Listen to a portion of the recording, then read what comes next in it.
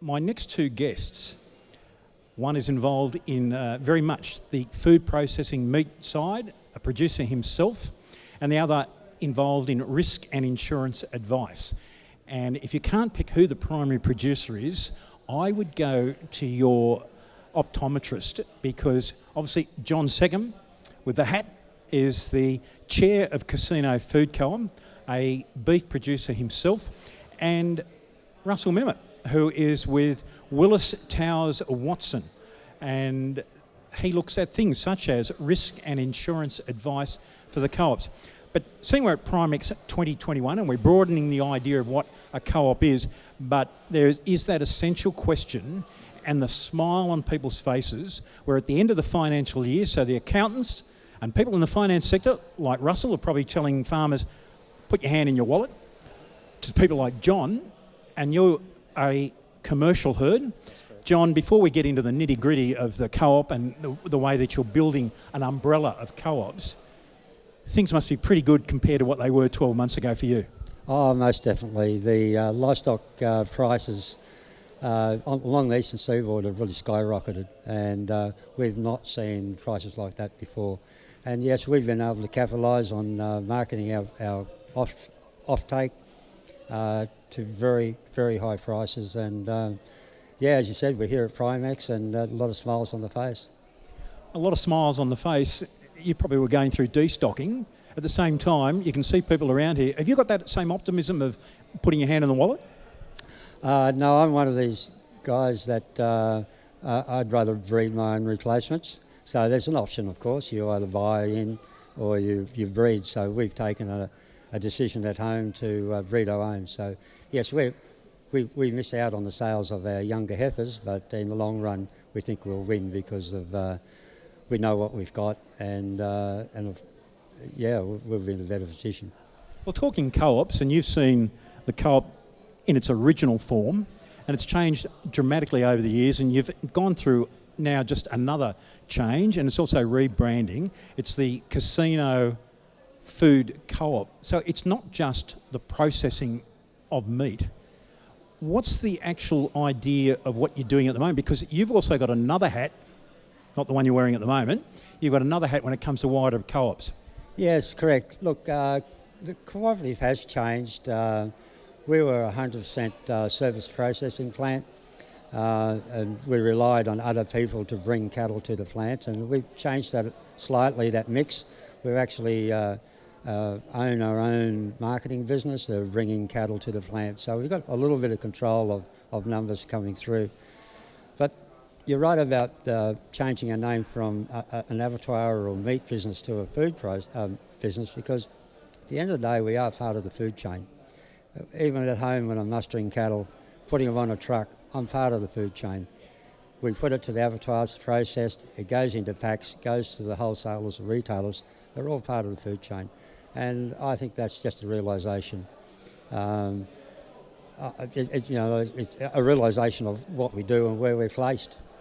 As far as the Cooperative Alliance is concerned, yeah, we got together as a group of 6 cooperatives in the area that got together over a few drinks one night and said, you know what, we all do the same thing. We've got the same values, the same aspirations, so let's just try and work together. I'm very proud of, I may add, that our initial discussions was about how we talk about cooperatives to the general public. We brought in the Southern Cross University to help us with our discussions, and that was the genesis of the Farming Together program. So very proud of that. Well, we're talking about you getting wider, to go wider. It obviously needs things like finance and what have you. Russell Memmott, you're with the Willis Towers Watson, WTW, and you look at risk and how to raise finance. Would a lot of people be surprised that, in fact, when it comes to co-ops, you have a role in that area? Absolutely. There's no question, Michael, that climate risk for agriculture is extremely important globally, as well as particularly in Australia, where we have such extreme weather.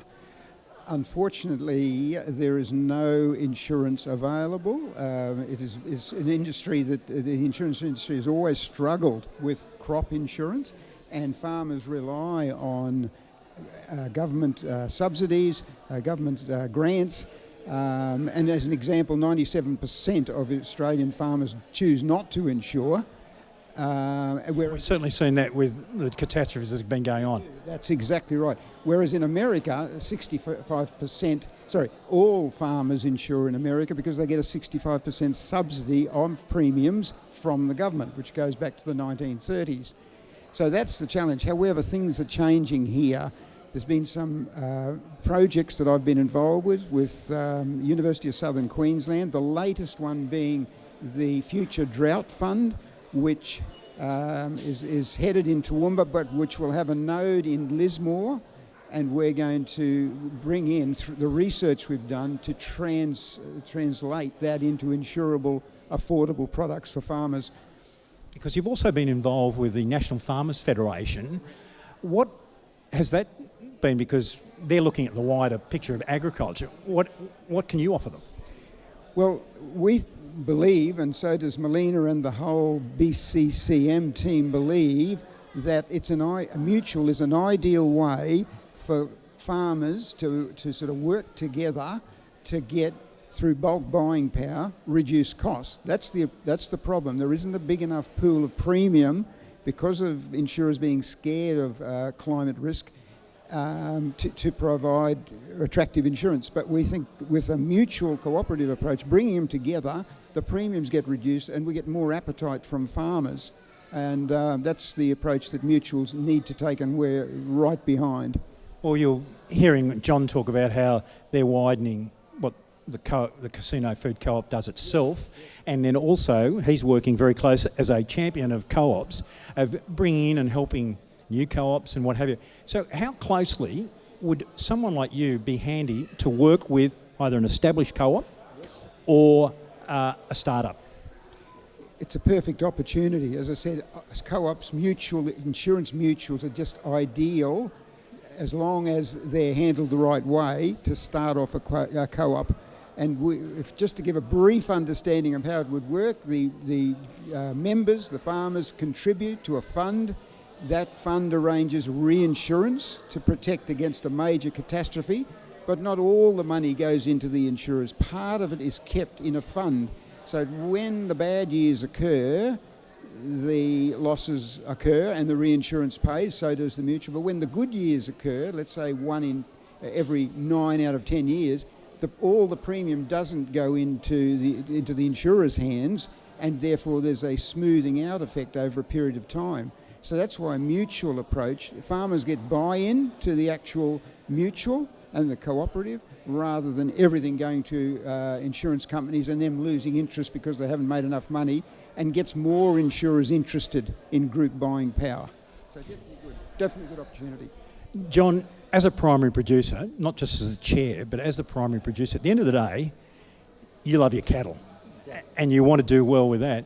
How handy then is, and if co-ops get themselves involved in the wider part of industry, something that Russell is doing, and his study with the NFF and that sort of thing, how important therefore is it for co-ops to educate and be telling people, look, there's advice on risk assessment, or we can go into the market and get you a better deal? Look, extremely important, and isn't that the ethos of being a cooperative? Working together, growing together. In fact, the Co-op Alliance is at the moment working with the VCCM, looking at developing a labour cooperative. All our businesses have peaks and flows on our labour, peak labour demands, and we have a certain skill set. And what we're looking at doing is using that, our cooperative, or even establishing a cooperative, to run a labour, not a labour pool, but a labour skill set, so that we can all share. But then we're able to share that amongst ourselves. I mean, that's the ethos of a cooperative. But you're right at the start when you said that it's not just about processing. Co-ops can be anything where people get together to try and achieve a common goal. Russell, and we've only got a couple of seconds left. Yes. The great one is funeral directors. Oh, well, we only just heard about this recently. It's been around for a while. In London, there's a 180-year-old company that's suddenly being demutualised without the shareholders, the members even knowing about it. and they were involved in penny mutual contributions, a very successful business for 170 years. And suddenly the commercialisation greed came in and decided to turn that into a company situation with stakeholders, promised they'll make a lot of money out of it, and a great institution has been lost through demutualisation. So the thinking is, you get into an opportunity to get into a mutual, you want to stay in it, because there's tremendous advantages of being involved. Well, there you've got two very different people. They've both got striped shirts, but that's, I suppose, where it finishes. John Seckham, a primary producer and the chair of Casino Food Co-op, and Russell Memmott, who is with Willis Towers Watson as an advisor and broker on insurance in the primary sector. And both of them very optimistic. They're also big fans of co-ops themselves, as you can gather. And that's why we're here today at Primex 2021 in Casino. We're looking at cooperatives, cooperative farming, why people should be in co-ops. And if you want more answers, you can also get on the phone, and it's 1300 665 174. Or if you've got a question during today's broadcast, and we're on air now for about another hour or so, you can jump online at coopfarming.coop, and the questions, you go to the chat box on your YouTube link, and hopefully we'll be able to answer those questions later in the program.